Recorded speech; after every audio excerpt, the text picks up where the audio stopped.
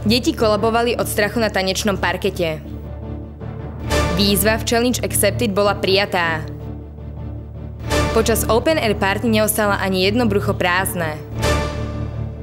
Sledujete hlavné správy Chachalanskej televízie dnes s Michalou Stráňajovou. Vítajte! Všetko alebo nič. Tak znie podtitul zábavno súťažného programu Vabank, ktorý opäť ponúkol chachalandiakom možnosť získať pekný balík hutier. Pred chvíľou sa začala súťažná hra Vabank, ktorej môžu chachalandiaci získať všetko alebo nič. Vedúci MAPO cez deň dokončoval prípravy úloh, ktoré overia schopnosti súťažiacich. Chachalandiaci si mali možnosť zakúpiť žrebovacie lístky, ktorými sa mohli dostať do súťaže Vabank. Vyžrebované boli 3 Veroniky a Lukáš. Moderátori Veva a MAPO nám prichystali 6 súťažných úloh a 2 najlepší sa dostali do finále. Súťažiaci si pred každou úlohou ťahali loptičky, ktoré im určili, ako budú úlohu plniť. V košíku boli s nápismi "Si v tom sám, ide kamarát a máš to v kapse". Prvá súťažná úloha mala overiť kondičku a presnosť súťažiacich. V ďalších úlohách sa museli súťažiaci popasovať s vešiakmi, cukríkmi, melónom, vodnými bombami a balónmi. Prvá súťažiaca Veronika vypadla v 3. kole. Neskôr vypadol Lukáš a do finále sa dostali zostávajúce 2 Veroniky. Finálovou úlohou bolo vyhrať virtuálny ping-pong. Nakoniec vyhrala Veronika s číslom 3 a odniesla si najväčšie ceny ako chachalanské tričko a bonusový gastrotiket na Open Air Party. Vabank je v tejto chvíli za nami a súťažné úlohy sú splnené. Spokojní víťazi si odnášajú svoje prvé významnejšie finančné výhry. Pre ChachaTV Henrieta Paldiová. Po minuloročnej premiére sme aj tento rok zaradili do programu Twinlight Ples upírov. Niekoľko detí v strašidelných maskách súťažilo na tanečnom parkete, okrem iného aj o titul kráľa a kráľovnej večera. Svet démonov a čarodejov. Večer plný strašidelných kostýmov. Twinlight Ples upírov privedol aj tento rok do pomikovania jedného chachalandiaka. Deti v rôznych maskách zaplňali tanečný parket a okrem iného súťažia aj o titul Najmaska. Twinlight Ples upírov začal už pri vstupe do tanečnej sály, kde každý chachalandiak dostal lístoček s menom známej filmovej postavy. Hneď na úvod večera privítal a zároveň vystrašil deti Renfield, ktorý predstavil moderátorov tajomného Drakulu a jeho mínu. Trojčlennú porotu, ktorá chodila medzi súťažiacimi a hodnotila ich masky, tvorili Čierna kráľovná, jej obľúbená otrokyňa a mŕtvý bezruký šaman. Všetci súťažiaci neskôr zaplnili parket svojimi strašidelnými maskami. Keď si všetci rozprúdili krv v žilách, nastala prvá súťaž. Moderátori spojili niekoľko párov podľa listočkov s menami. Tí, čo sa našli ako prví, si zatancovali exkluzívny tanec a boli ocenení. Naši porodcovia pritom chodili celý čas po tanečnom parkete a prezerali si masky všetkých druhov a farieb.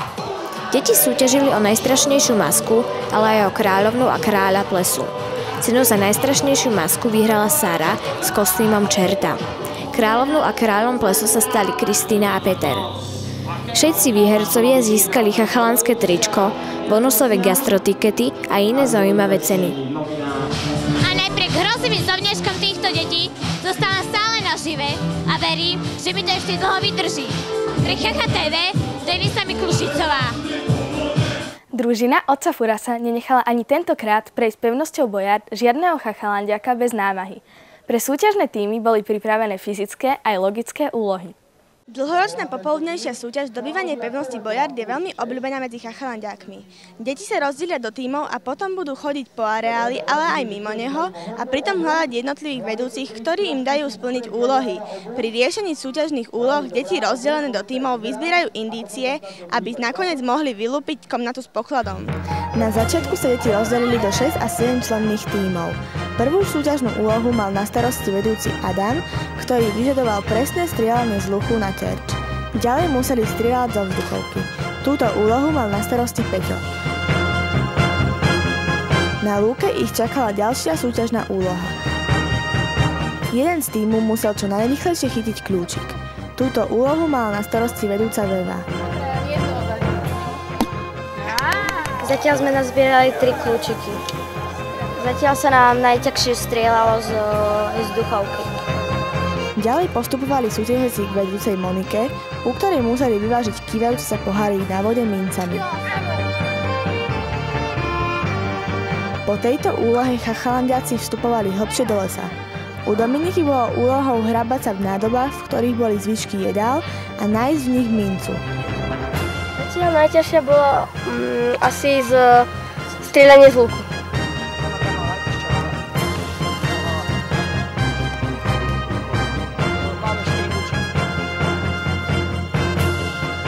V ďalšej súťažnej úlohe bolo treba prejsť cez lanové bludisko bez dotyku a získať kľúčik. O túto úlohu sa postaral Josi. Zaujímavá bola aj súťaž s ohňom, v ktorej museli súťažiaci poraziť Peťku. Jeden člen tímu dostal papierik, ktorý si spoločne s Peťkyným podpálili. Vyhral ten, ktorému vydržal horieť dlhšie. Najťažšia súťaž bola asi to strkanie rúk do fomy.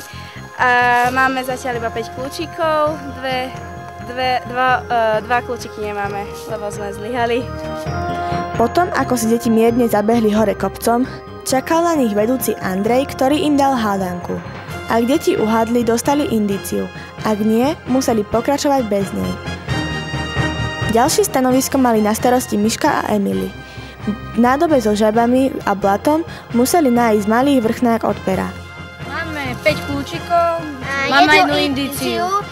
Nasledovala úloha, ktorú viedla vedúca Saška.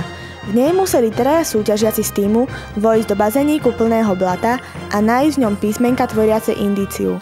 Potom, ako bola polovica družstva špinavá od blata, dostal jeden člen z každého tímu chladnú sprchu, keď vošiel do tunela a hľadal heslo. Pri ďalšej úlohe učaja musel súťažiaci po klskom povrchu vybehnúť hore kopcom a chytiť sviečku. Takže máme 7 kľúčov a zatiaľ sa nám nepodarilo 3 súťažné disciplíny urobiť. Indície máme 2. Poslednú úlohu robila piškotka. U nej musel súťažiaci bez toho, aby sa dotkol nohami dna, preplávať na nafúkovačke a dotknúť sa kľúčika na šnúrke. Na finálovom stanovisku čakali súťažiaci Hradko a Baka. Tam museli chachalandiaci spozbierať šišky z určenej plochy. Tie sa neskôr prepočítali na hutery a tak žiaden tým neobyšiel na prázdno. Pokiaľ bol nadený a spokojní súťažiaci, ktorí napriek namáhavým a ťažkým úlohám došli až nakoniec, si môžu konečne vydýchnuť. Pre Chacha TV Magdalena Reháková. Jednou z noviniek je tento rok aj večerný program Challenge Accepted. Za splnenie úloh, ktoré dali zabrať nielen súťažiacim, ale aj niektorým vedúcim, boli pripravené lákavé odmeny. Po prvýkrát môžu chachalandiaci tento rok súťažiť v novom programe Challenge Accepted. 6 súťažiacich si svoje úlohy pripravovalo niekoľko dní a teraz predvedú, čo dokážu. 6 súťažiacich si vyberal vedúci mapu v areáli Chachalandu. Prvou súťažiacou bola Sabrina, ktorá mala za úlohu preliať niť cez 10 rovnako postavených ihiel podľa veľkosti. Žiaľ, táto úloha sa jej nepodarila. Veva taktiež nemala šťastie v tejto úlohe. 2 sekundy po zazvučaní sirény Veva prevliekla niť cez poslednú ihlu. Vincent, ako nasledujúci súťažiaci, mal za úlohu zahrať si piškvorky. Táto úloha sa mu nepodarila. Mapo vyžreboval ako žolíka vedúcu Janku. Najmladšia Ema mala za úlohu premiestniť keksík z čela do úst za pomoci svalov na tvári. Ema v úlohe uspela.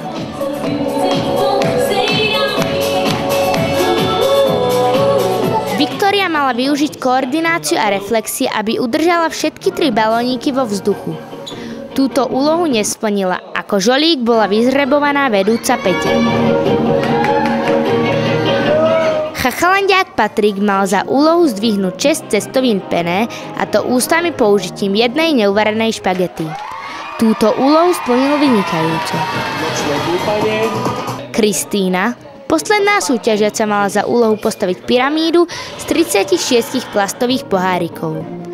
V tejto úlohe zlyhala. Za ňu išiel vedúci Rado.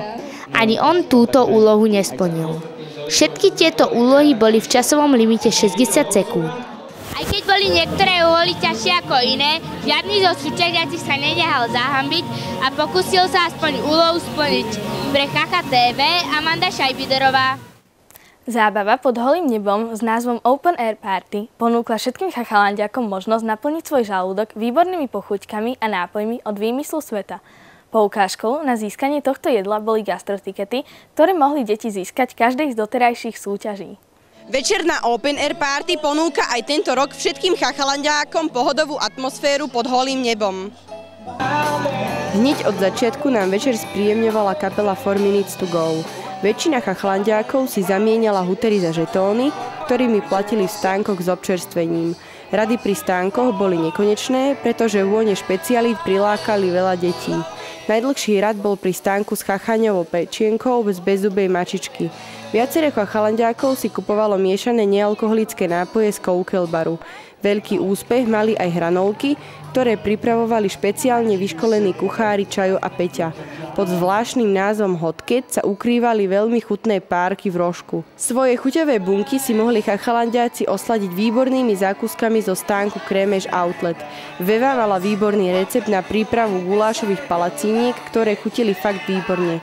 Podávali sa aj klasické grilovacie špeciality ako špekáčiky a klobásky s prílohou. Vôňa popcornu prilákala najmä mladšie deti.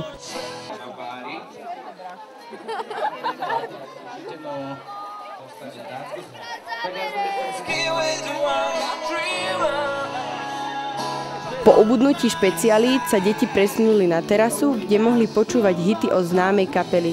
Nakoniec si s kapelou zaspievali aj známe chachalanské speváčky.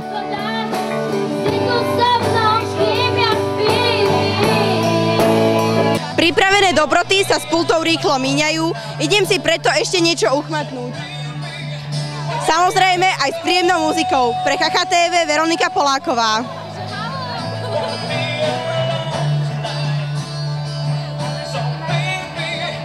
Z hlavných správ je to všetko. Pripravený je však VIP magazín a pohľad do sveta chachalandských osobností. Dovidenia.